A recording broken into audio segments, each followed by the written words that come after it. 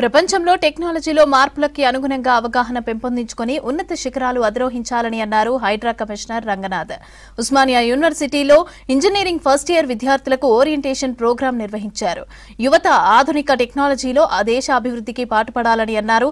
ఎప్పటికప్పుడు technology updates పైన అవగాహన పెంపొందించుకోవాలని అన్నారు. ఇక చదువుతో పాటుగా క్రీడా, సాంస్కృతిక కార్యక్రమాల్లో కూడా విద్యార్థులు రాణించాలని అన్నారు.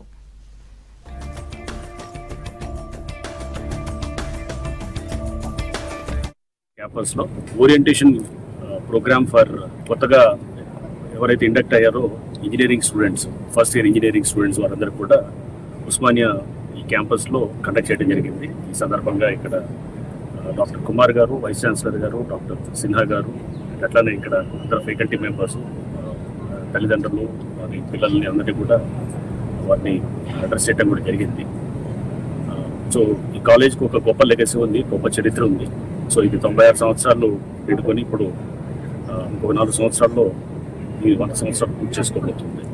సో ఈ కాలేజ్లో వచ్చినటువంటి పిల్లలందరూ కూడా అంటే ఆల్రెడీ వాళ్ళు ఒక మంచి ఎగ్జామ్ ద్వారా, ఎంసెట్ ఎగ్జామ్ ద్వారా క్వాలిఫై అయ్యి వాళ్ళ మెరిట్ తోటి వచ్చిన వీళ్ళు ఉన్నారు. అంటే వీళ్ళందరూ కూడా మన దేశ భవిష్యత్తు వీళ్ళలోనే ఇట్లాంటి ఇంజనీర్స్లోనే ఉంటుంది.